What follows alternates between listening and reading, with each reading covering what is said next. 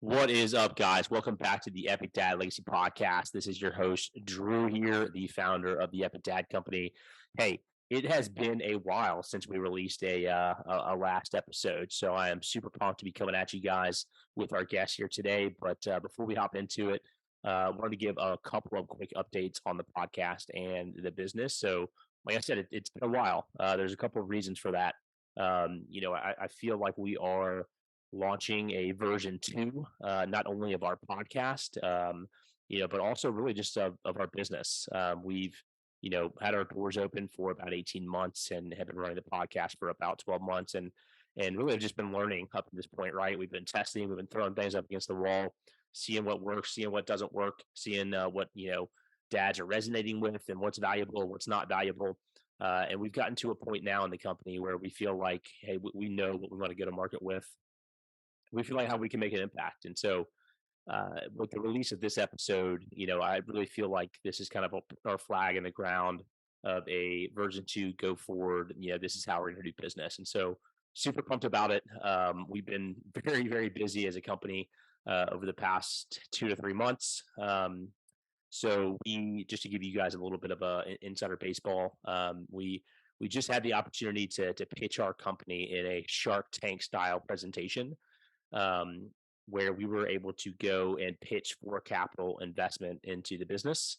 We are part of a e-commerce mastermind, and one of the assignments was whether or not you're ready or you need investment into the business was to go ahead and create a pitch and present out to a panel. And so we had the opportunity to do that. It was an amazing experience. It really provided a lot of clarity as to what we've done as a business, and then also where we want to go and create just a very clear roadmap for us. So, if you guys want to, have a close look into the business, see the ins and outs and kind of where we're heading as a company, I will post the link to that Shark Tank style pitch in the show notes. If you guys want to go take that, link and check it out, it's a pretty awesome experience. And then we on the business front, we've had our pre-workout, our kind of flagship product that's designed just for dads. It's been a hit, right? And we really launched it with minimal units.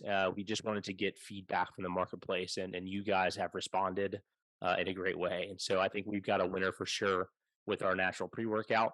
But with that, we have made a couple of small tweaks, really around the flavoring, around a little bit of the formulation.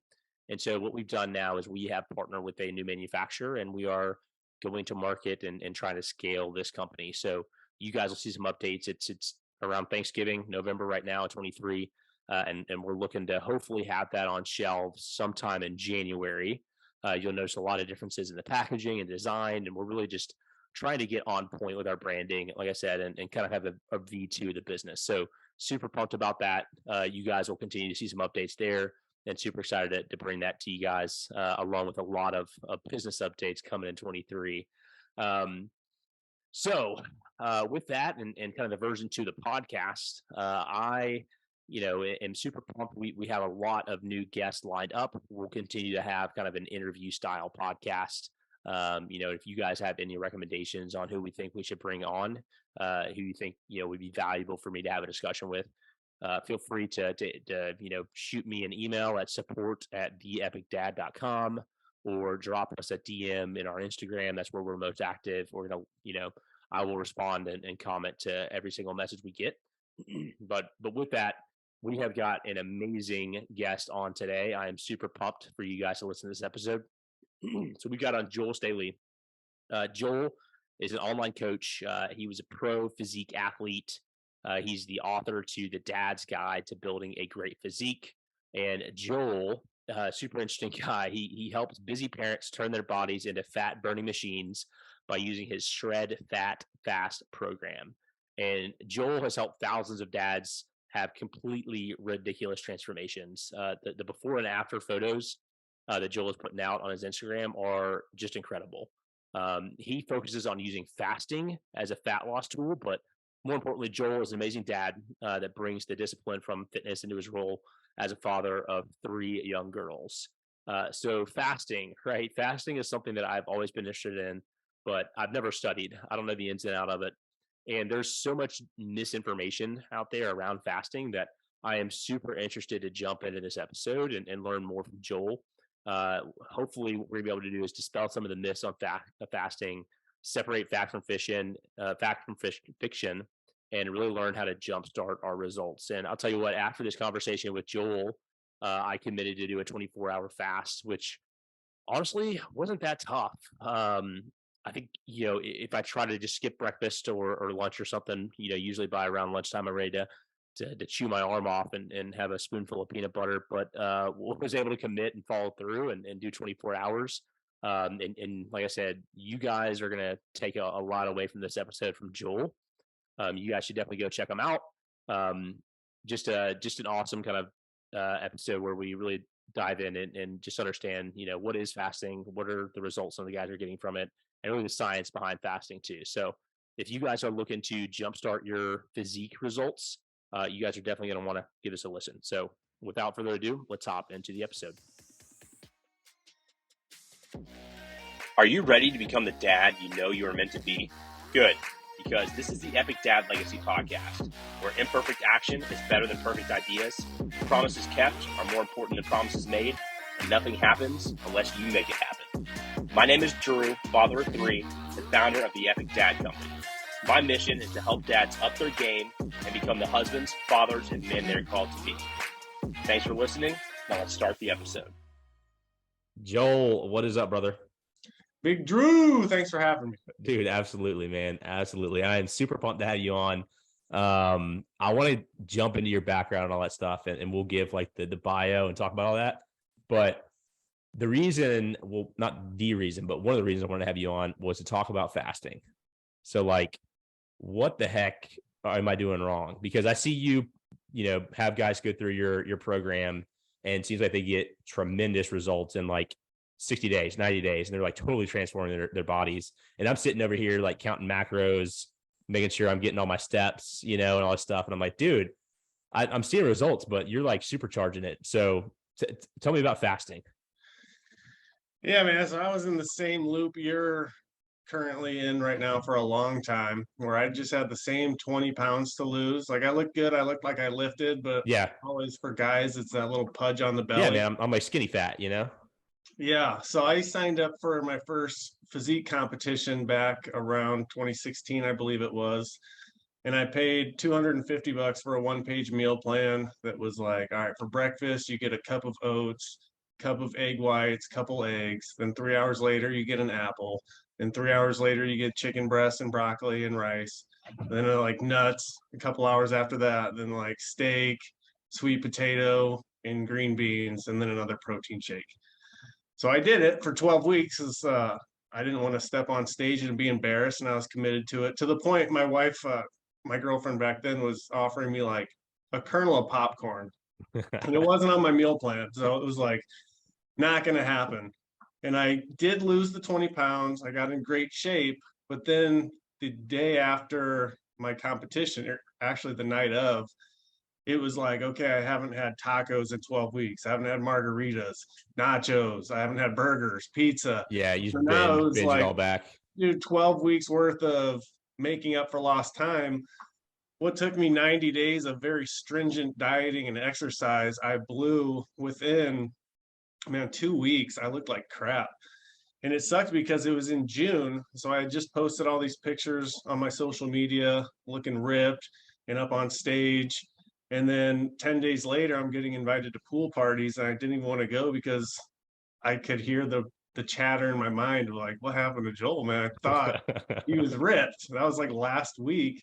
Now he looks like he always does with a little belly. And it was embarrassing.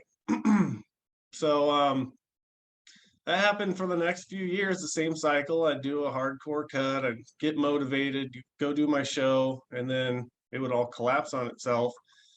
To the point, like I was ravenously hungry. So even though after my show, the like third time, I was very conscious about it, and I was like, all right, I'm not going to eat crap. I'm going to eat as much as I need to because I'm starving, but I am going to eat good foods. And I tracked my calories one day, and I was at like 5,400 or 5,600 calories, even though I was eating like oatmeal and eggs and good food and whatnot. And I joked to my wife, I was like, I could literally not eat tomorrow and I would still be over my maintenance calories for both days. Because my maintenance calories was like 2,500 or something along those lines. So then I said that at night, just joking around. But the next morning, I got on YouTube and I was curious. I was like, does anyone do that? Like not eating for 24 Yeah. hours. And then fasting came up. And the first guy I saw, which I saw you follow him on Instagram, was the Greg O'Gallagher of Kino Body. Yeah. Mm-hmm.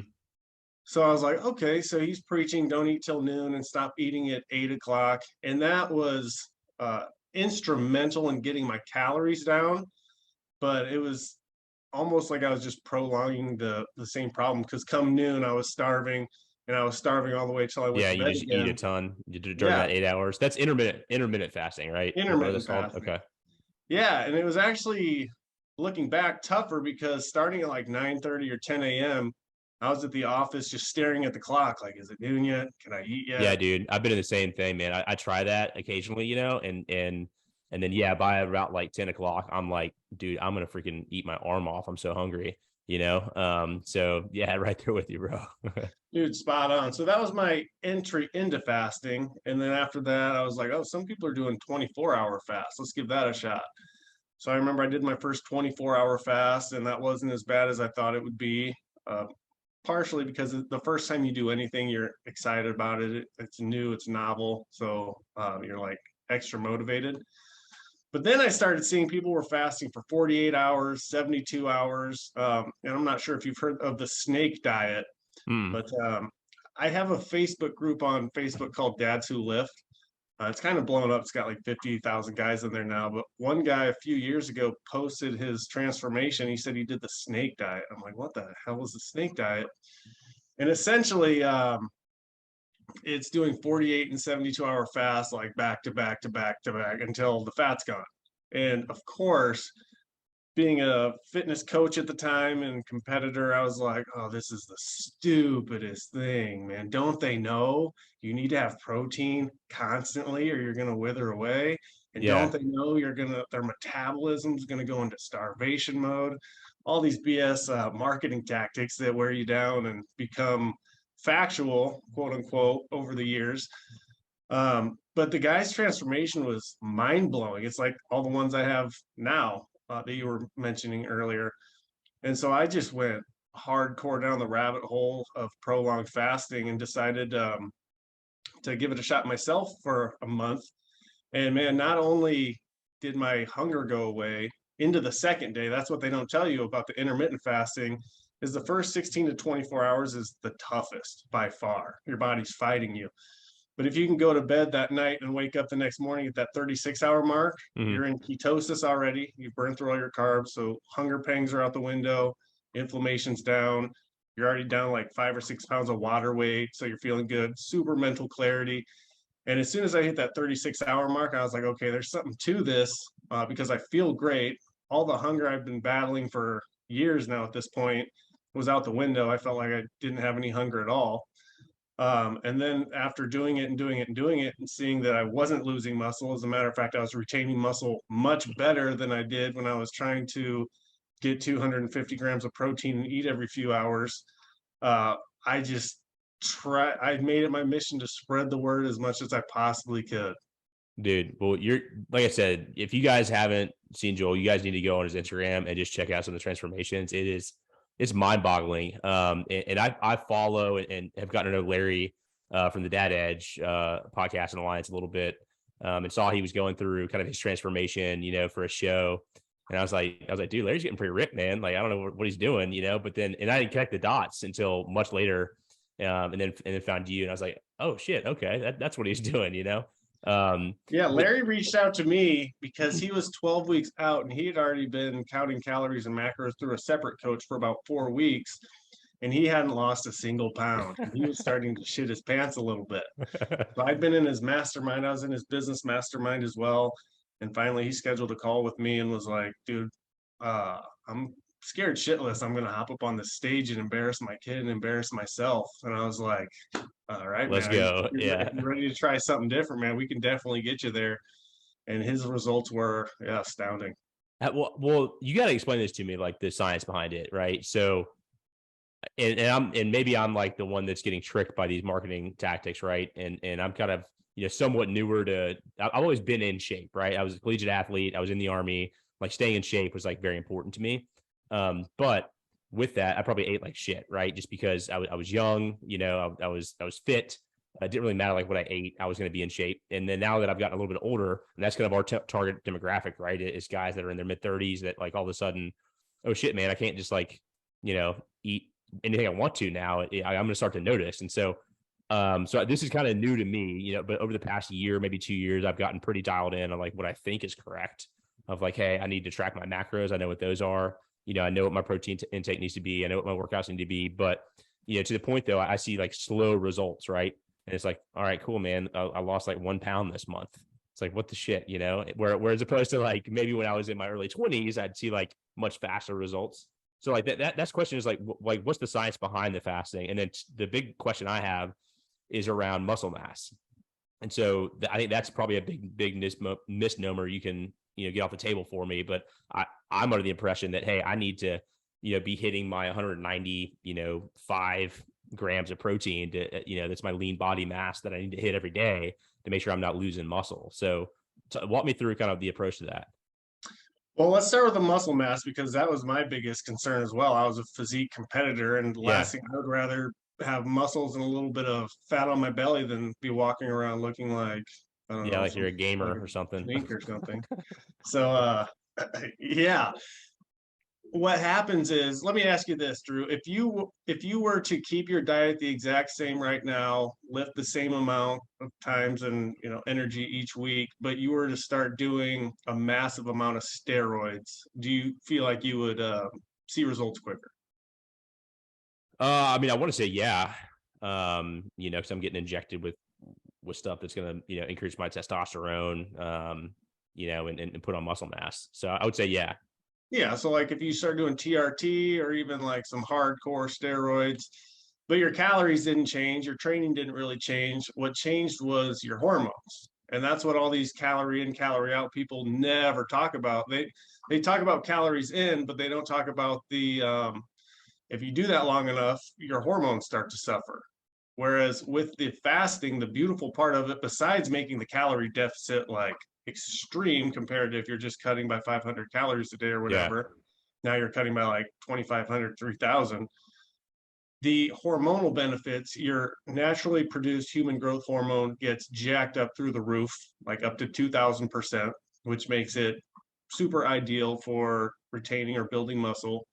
Your testosterone goes up. And then the big one is, like I mentioned earlier, you get into ketosis, so your body gets into the fat burning mode. So it's not looking for fat and muscle. If you're eating carbs, protein, and fat, even if it's like balanced each day, your body is going to want to burn carbs, protein, and fat. So it's going to take a little bit of everything. Mm-hmm. Whereas when you get into ketosis and your body's looking for fat to burn, especially with the elevated muscle hormones we just talked about, it's just going to burn fat. So they've done plenty of studies on YouTube. You can check out videos. I'm not much of a here's the research, but they're all on there. You retain more muscle. You can even actually build muscle while losing a tremendous amount of fat when you're doing these long fasts and you're not getting in your own way by disrupting the process of eating every 3 or 4 hours. Okay. And are you making sure, like, on the days that you're not fasting, right? Like you said, that kind of snake diet of going 48 and 72. I imagine there's kind of recovery in there, right? There's a day that I'm going to eat. I would hope so. You would think that's how I started off the Shed Fat Fast program initially, thinking, all right, have people do a 48-hour fast and then eat quote unquote normal for a couple days and then do another 48-hour fast or whatever it was. And I found that it was actually way more difficult because eating constantly still was the norm for people, and it made fasting this big to do. Mm-hmm. Whereas when fasting is the norm and this eating is more of an occasion to look forward to, and you only get like, let's say, 5 or 6 meals a week, usually dinner with the family, and you're able to eat like a king, eat literally whatever you want, as much as you want. Fasting becomes a lot easier because you're always doing it as opposed to going in these waves. So I did that for about a month using the common sense, like you're saying, I need to like come up for air, but it actually ended up me shooting myself in the foot. When fasting's the norm and eating is like a celebration, a big occasion, something you look forward to, but it's not constant, Hmm. it actually makes it a lot easier.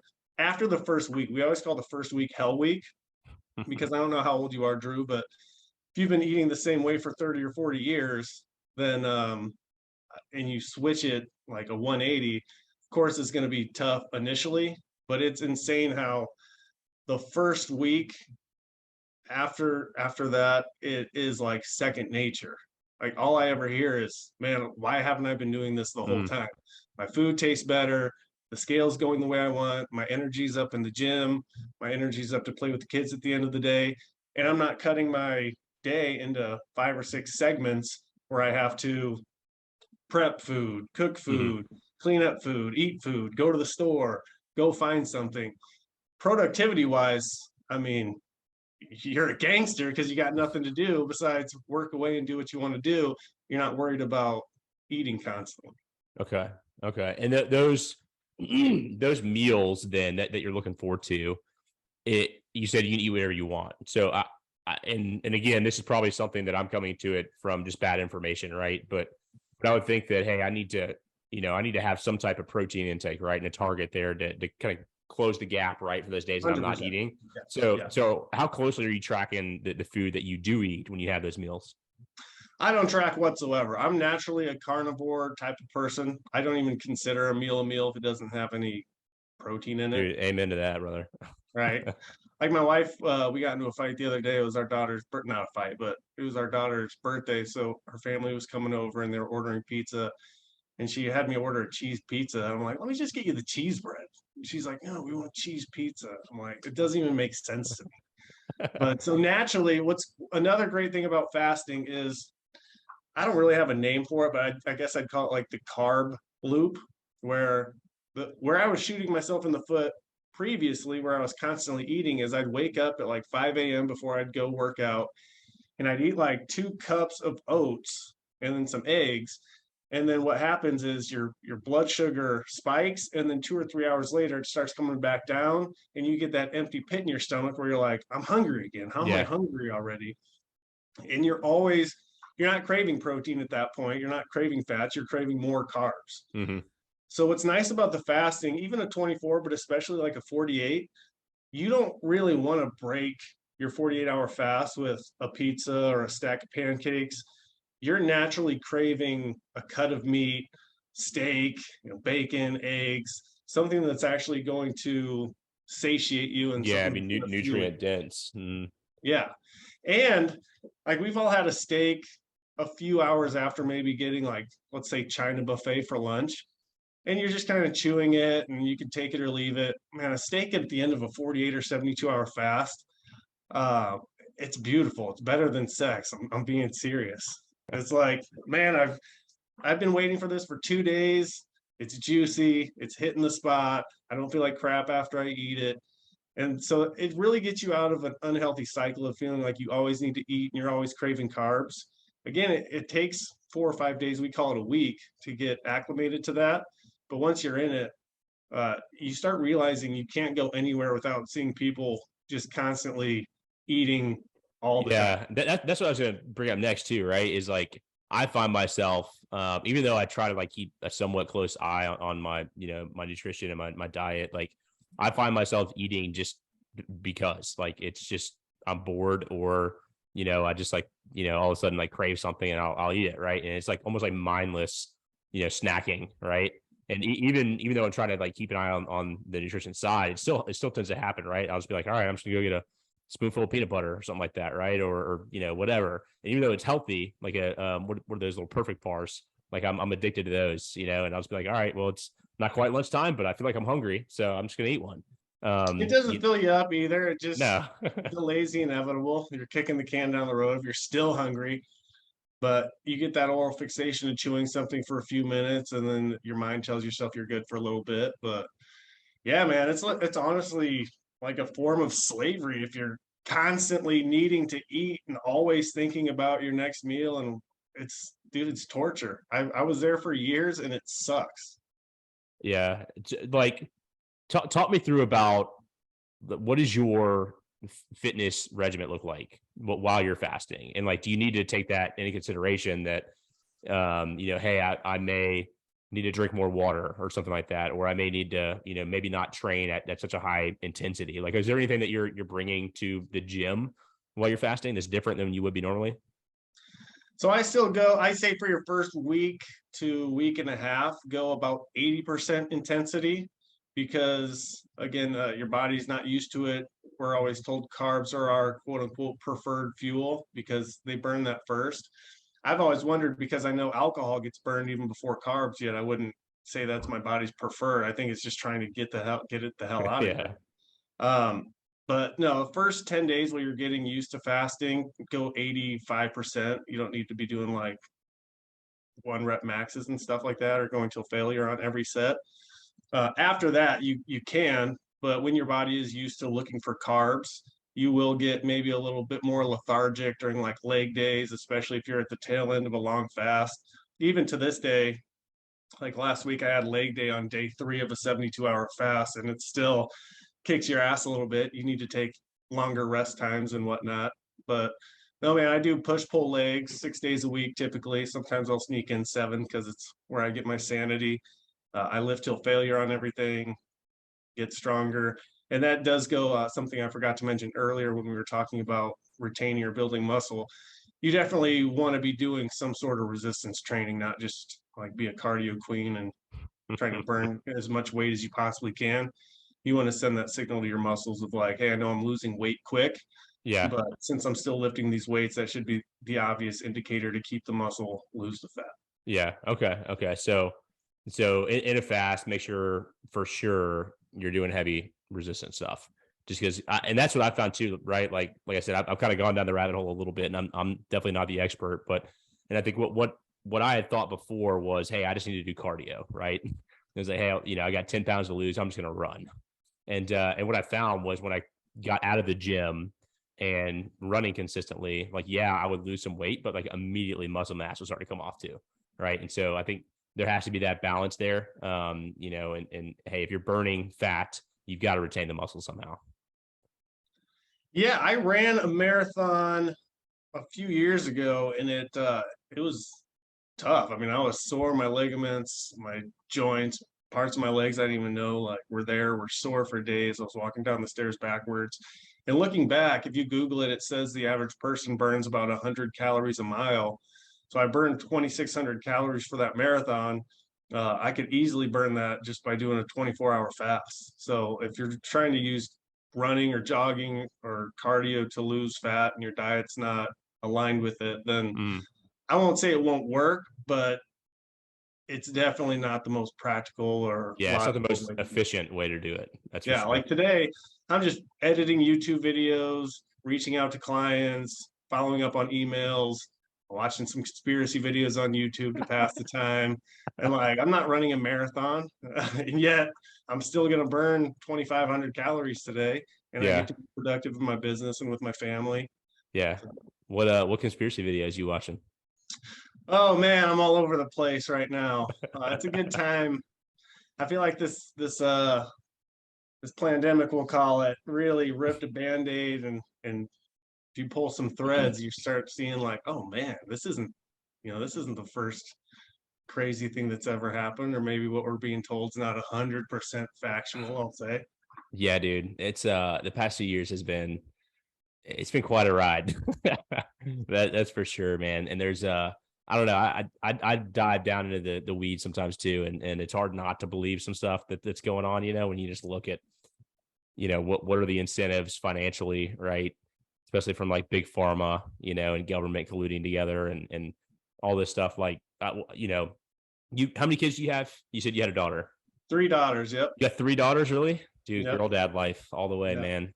So I'll have to shoot you over a sticker. I gotta hold on. Hold on. It's not gonna sound good on a live podcast, but I want to see. all right, dude. This is coming your way. So girl dad Yes, AF with a, please. a pink AR-15 on there. So I'll Man, I'll shoot a few over. please Um, do.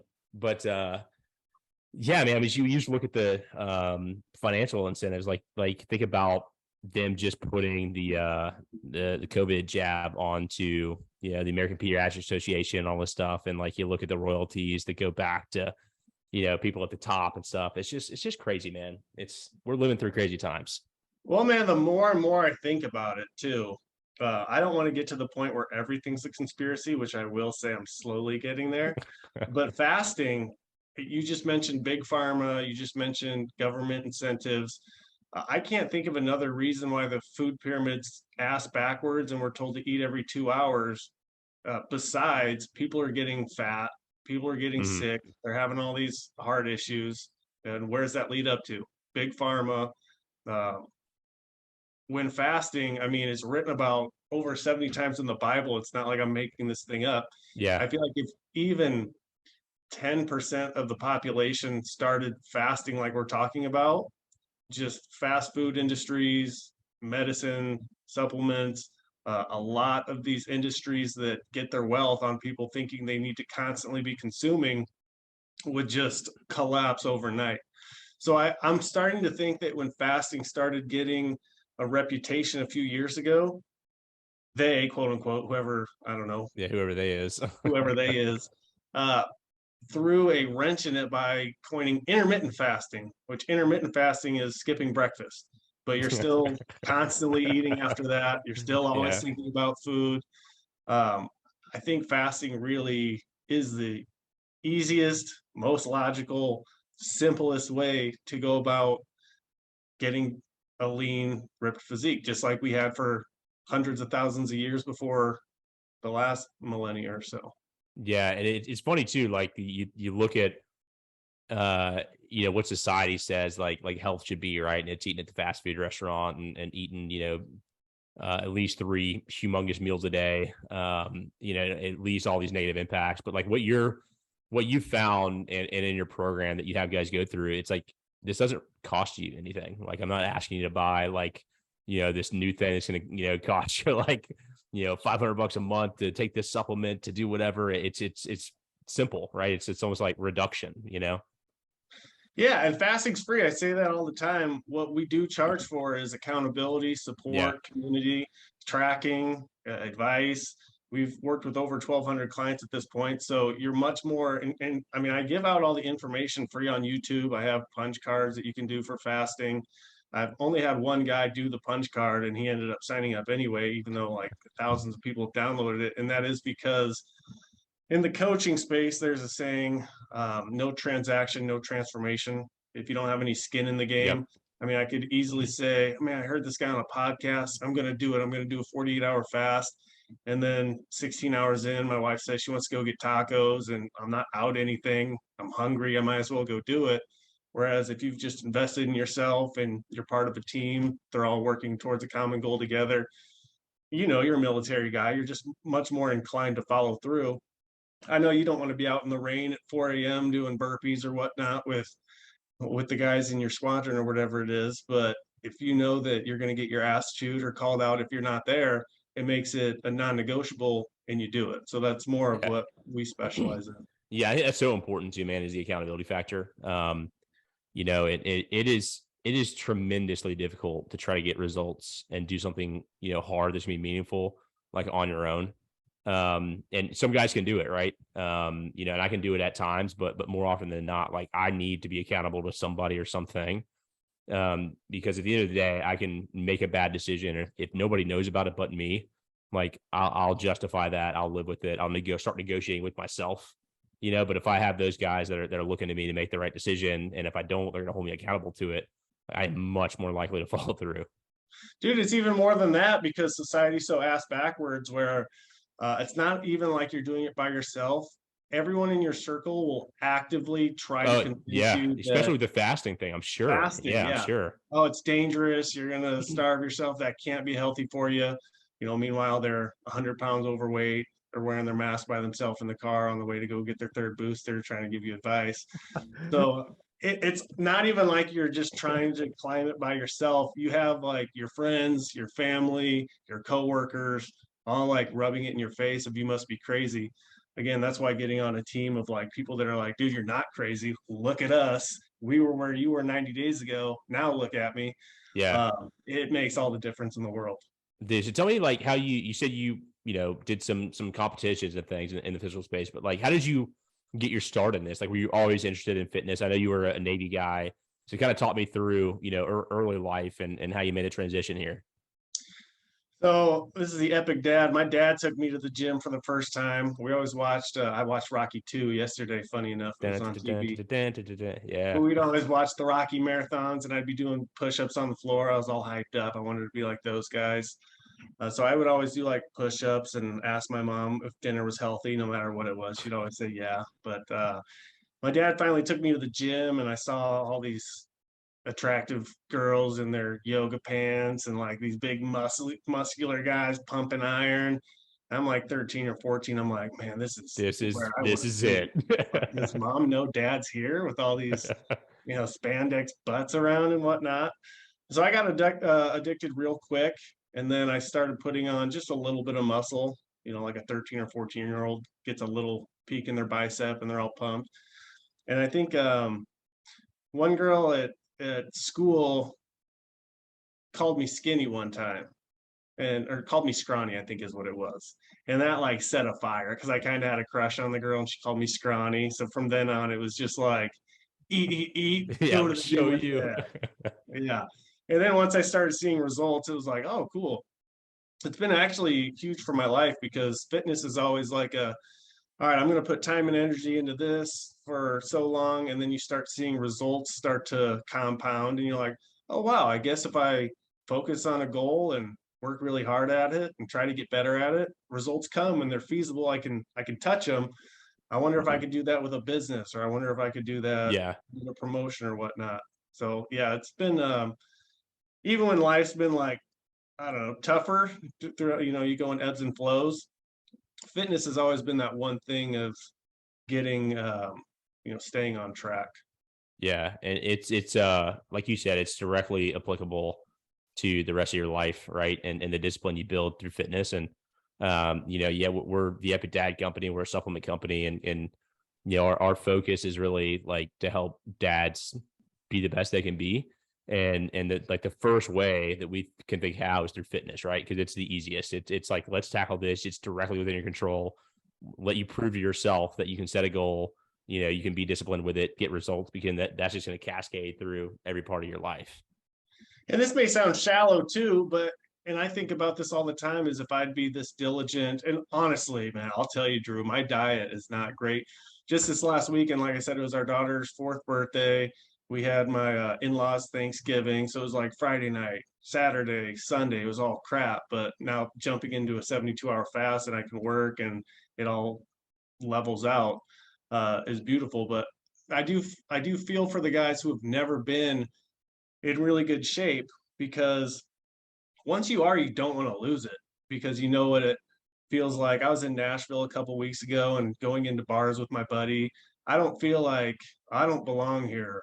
Um, no one would ever find me attractive or, just that confidence factor. When you walk into a room, the first take is, oh, this guy, if nothing else, at least takes somewhat good care of himself. That's a Mm-hmm. positive attribute. People are just generally nicer to you, it seems like. Um, so I would never want to fall out of that now that I know it's possible, if that Yeah, makes sense.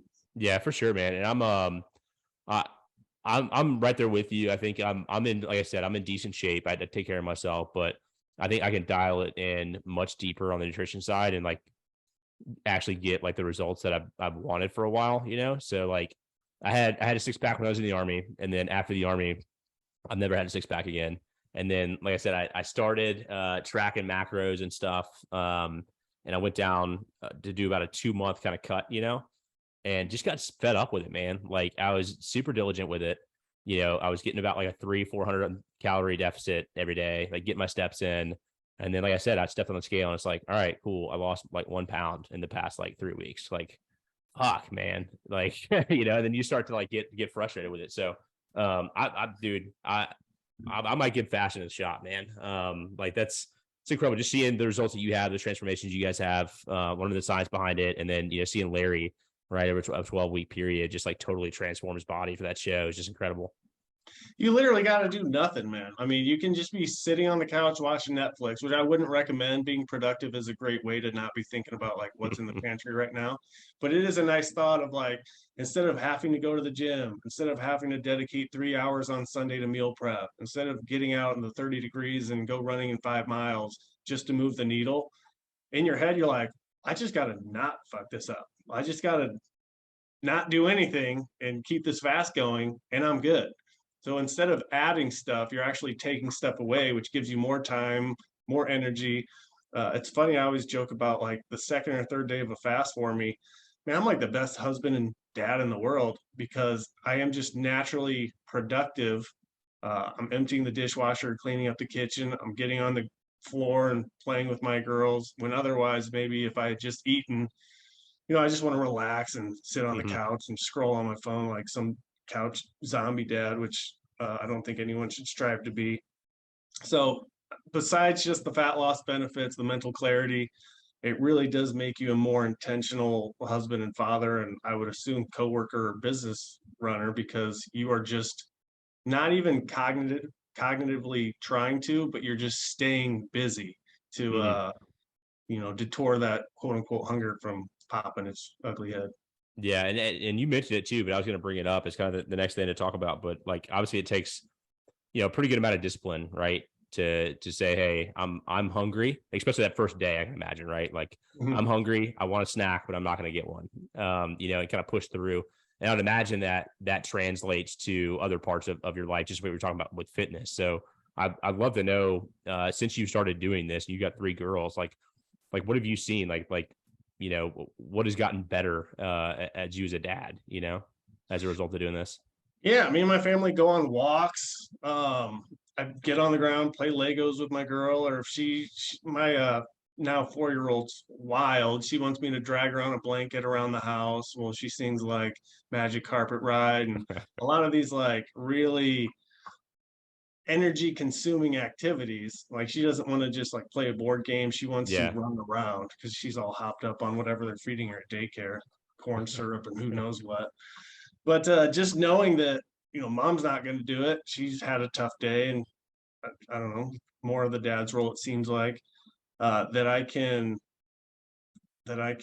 keep up with her and give her a playing mate, then I mean that's priceless right there for me. But yeah, man, because I've been in both. I've never been like obese, but I've been 25, 30 pounds overweight. And if you imagine you're wearing a 30-pound vest all the time, you want to sit down on the couch, you want to zone out, you don't want to go run up and down the stairs and play hide and seek and play tag and go out in the backyard and kick the soccer ball around. I mean, you feel like crap all day. So losing the weight specifically, when I'm at my leanest, even if I get too lean and I'm like, I should probably put on some mass, what I do like about it is my energy is just off the charts, but you can't put like I said, a price on that, because I mean, especially with young kids, as you know. Yeah. Yeah, man. And you got 3 girls. How old are your girls? We have twin 9-month-olds, Oh man. And Kennedy just turned 4. Okay. Wow. You were in the throes of it, man. Yes. Yeah. With And that's twins. another thing, dude. So like, if between changing diapers and putting them to sleep, 2 kids on one, like if I had to meal prep and measure and track calories instead of being present with my girl, I wouldn't be able to do both. So I Yeah. would, knowing me and why fasting works really well, I'm a very all in or all out type of personality. So I would just say, well, I got to give myself some grace at least this first year, and I would gain 50 pounds because I wouldn't even attempt to track or eat clean or anything. I would just convince myself I'm bulking. I'd get to the gym 3 or 4 times a I'm week in and bulk lift phase, really bro. Leave me heavy. alone. Yeah, and I'd gain 40 pounds of belly fat, guaranteed. So the fasting's Yeah. beautiful. It's like it's no extra required work. It's Yeah. less. Do you get your twins mixed up at all? No, they're not I've always had that identical. fear. Okay, all right. I've They're always had they're that night fear. and If I had day. identical ones, I have to like paint a toenail blue or something. Be like, oh, that's that one. That's number two. So I do still call them by the wrong name every once in a while, but that's just you're running on no sleep and constant stress. yeah, no, I feel you with that, man. We've got an 8 month boy, so I had two girls, and then we figured for sure we're having another girl. But yeah, we got a boy, man. So you guys done? You think after twins? I'm fighting that good fight. I want to be a forefather. And Yeah, plus, I gotta get a son in there. yeah, for sure, man. No, it's awesome. It's raising girls is a blast, man. It's so much fun. And my son, is about the same age as your two daughters, and so it's like we're not quite to the like teaching lessons stage yet at 8 months, but I'm find myself reading all these books, about raising sons and stuff, and super pumped for it, and it's just going to be a different dynamic, I think. Yeah, raising sons and raising daughters. I always look at it like raising the son, you're a little bit harder on him. You're showing him tough love because you're trying to mold him into the man that you'd like him to be. So he's self-sufficient when he grows up. And then for daughters, you're more of like the accommodating. I'm wrapped around your finger trying to show them what to look for in a man when they grow up. Yeah. So me, I'm all accommodating and no tough love. That's why I got to get to the gym every day to let some stress out, I guess. Yeah, it's a balance too with girls. Because like at the end of the day, they're gonna leave the nest, right?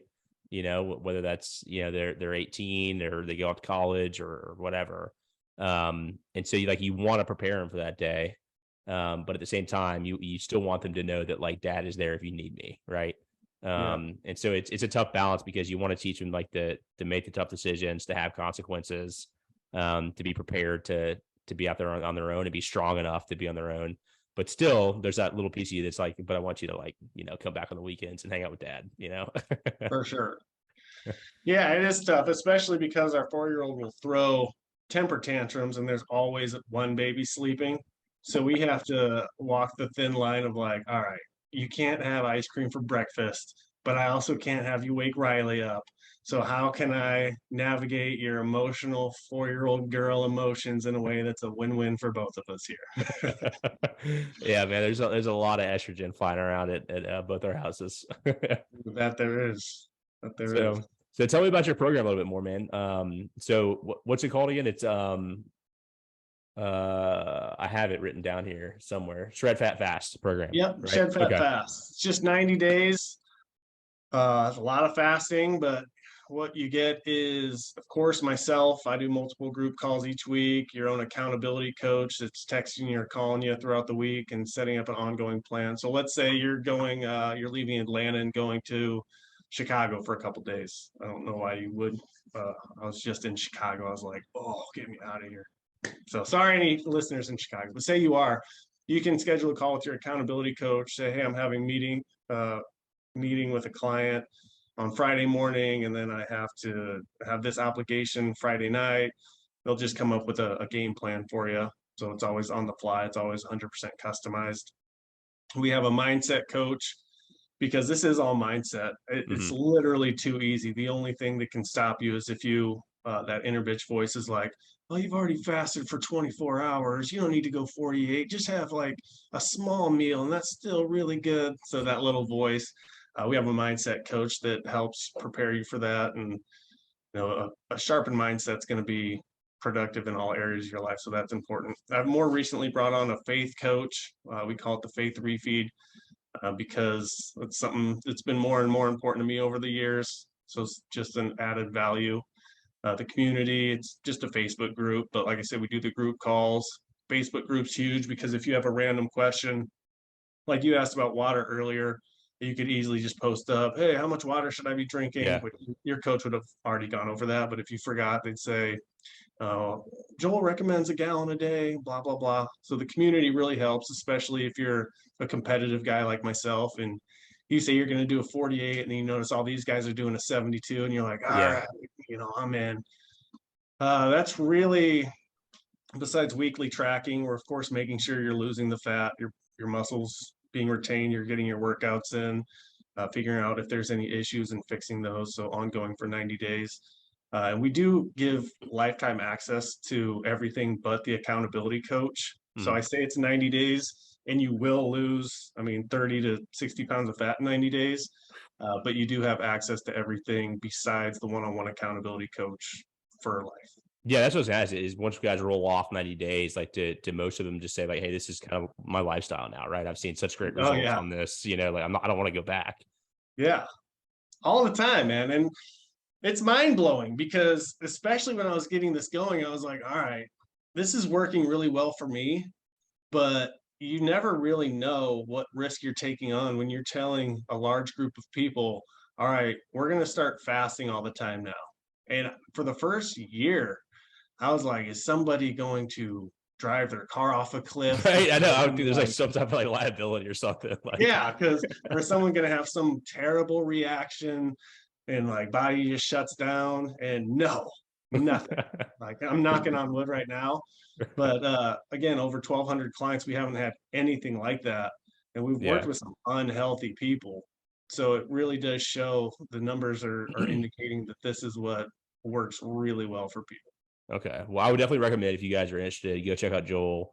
But if people are trying to take this on their own, they're like, hey, I'm a super, strong dude. I've got discipline, blah, blah, blah, blah, blah.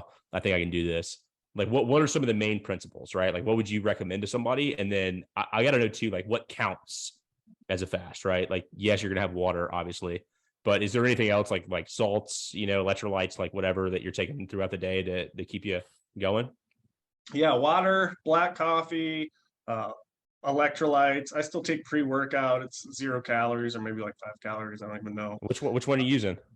What I pre-workout you just use? got dude, I'm such a like what's the flavor of the month kind of guy. I always recommend C4. I've gone back and forth on that, but I more Oh go my to my god, man. supplement shop and I'm like, all right, what's gonna give me the All right, crazy I'll, pump this week? we'll hook you up, Joel. We'll hook you up. We'll set you up with Yeah, all right. that. Yeah, man, I'd love to start repping your stuff. But Um, okay, so you do black coffee, it's electrolyte like element powder or something like that. yeah, Element's good, Okay, Ultima's good. okay, and then but no food at all, No like at food. No, all. even like a Bang energy drink or one of those 0 calorie drinks is fine. Okay, Gatorade Zero, you can get away with. Um, but I would say max one meal a day. So dinner is going to be that way you're eating whatever you want. You're eating with the family. You're productive yeah, all throughout the day. And when that, like I mentioned earlier, your blood sugar spikes, you're only like an hour or two out from bed. You're not fighting that all day. You yeah, might fight it for like an hour or two. So one meal a day max. If you only have 15 or 20 pounds to lose, you can get away with the one meal a day all the time.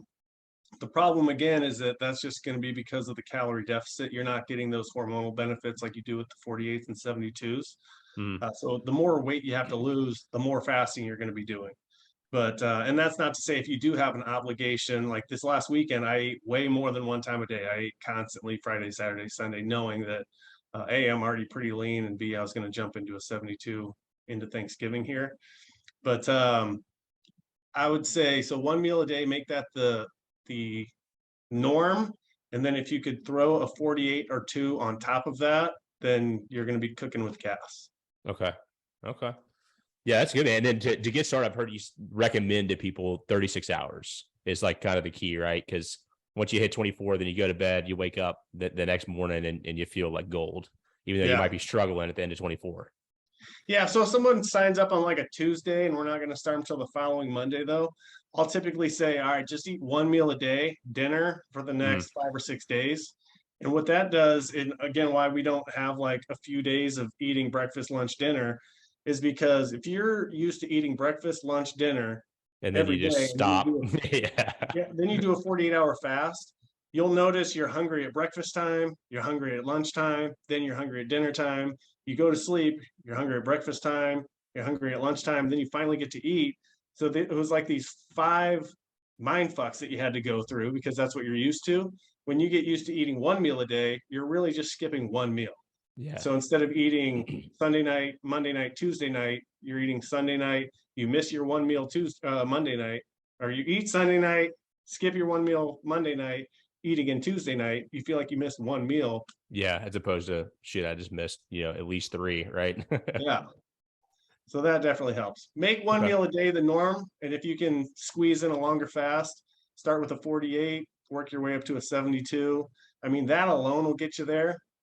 if you're trying to lose, like some of these guys are doing 70 pounds in 90 days, you're going to be doing more back to back, like we talked about earlier, which again sounds shitty when you're always eating. But when fasting, when you realize you feel better, you look better, you have more energy, and you're not hungry, then it's really not a big deal whatsoever. I have people all the time say, man, I did a couple one meal a days. I felt like I was cheating, man. I need to get back to a longer fast. It really is very counterintuitive. Yeah, that's crazy. I mean, because you hear kind of what everybody talks about now is like, hey, six small meals a day and all that stuff, and counting the macros, being diligent on it, and stuff like that. And there's just a total different approach that you can take, that has like tremendous results. And I remember I was getting a tattoo back in the Navy, and I was waiting in line, I was sitting around, and one of the guys was talking to a girl he was tattooing, and he was like, anytime I gain a little extra weight, I just fast till it's gone. And I remember sitting there thinking, after all the marketing has been in my brain for years, I'm like, oh my God, this guy's such an idiot. Doesn't he know? Where I'm now looking back 15 years later, I'm like, man, that dude was leaps ahead of his time. Yeah, we used to do the same stuff in college, right, for baseball. When we get ready, like for spring break or whatever. And like looking back now, it was just us being really stupid, but maybe not, right? We would go on the dip diet. So we wouldn't eat for like 3 days, and we would just have dip. Like that was the only thing that we would have, dip and water, and we'd lose a bunch of weight for spring break, And at the time, I was like, man, we're so stupid for doing this. But hey, maybe we were geniuses, Yeah, and that's another thing with the 90-day program is I would encourage anyone to go attempt a 48-hour fast on their own.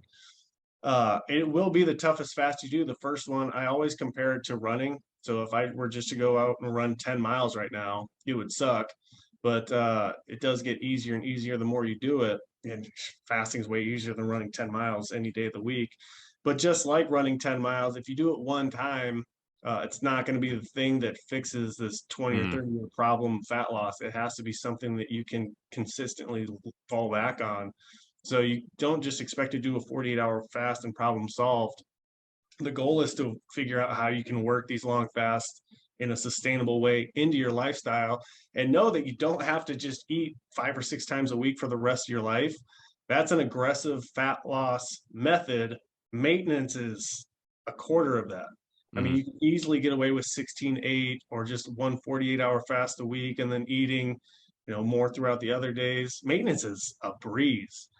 So you're not always going to have 60 pounds you need to lose and get this aggressive, but it's nice to have the tools in your belt for after the holidays, or if you take the family to Orlando, Disney World or something like that, and you put on 10 get back pounds. on track. Well, at least I know exactly what I got to do this week to get back to where I was. Yeah. It's not going to take me 30 days. And also, so this week, as we're recording this, it may drop before, but probably after is Thanksgiving, right? And probably a good way to prep too, right? So, I'm probably going to go hard in the paint on Thanksgiving, and that's kind of just a way of, hey, maybe I'll do a 48 or 72 prior, right? And then just go freaking ham, and then, get right back on it. So, yeah, besides just front loading so you don't gain an extra ton of weight, Thanksgiving will taste way better. Yeah, I can imagine. Yeah, so we had like I said, our in-laws Thanksgiving yesterday, and we had some family over, and they got Dunkin' Donuts and whatnot. So I got a couple sausage, egg, and cheese on an English muffin, like 4 hours before we ate. And even though it was like this beautiful spread of all my favorite foods, it tasted okay, but I had just eaten 4 hours prior. Whereas if I was breaking like a 48 or 72-hour fast, I would have been in heaven. Yeah.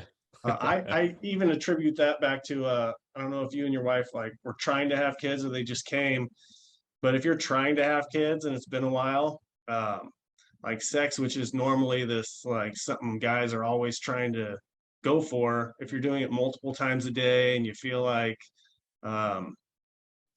you're doing it constantly, it becomes this chore and you don't even like doing it anymore. Eating's the same way. I would much rather have sex twice a week than 3 times a day and feel like, oh God, dude, I'm tired. I don't want to do this anymore. So show me someone that had sex after a year of not having sex and someone that has sex 4 times a day. That first person is going to be way more delighted. Thanksgiving's the same. Well, Joel, where can guys find you? I know you're pretty active on Instagram, but I want to direct them in the right place.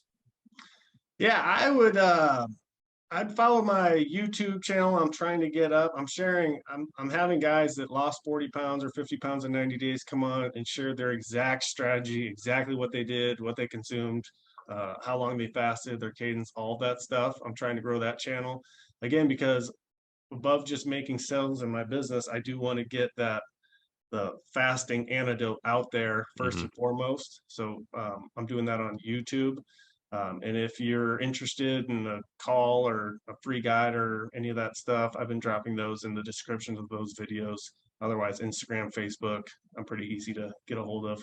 Perfect, man. Well, perfect. Well, thank you so much for coming on, man. Like I said, I think there's just a lot of misinformation out there, right? And people, may hear, hey, not eating for 48 or 72 and just think that's like the craziest thing ever, but wanted to bring you on here, speak some truth to it, and really just talk about some of the results that not only you've had, but, like you said, thousands of guys and gals have gone through your program.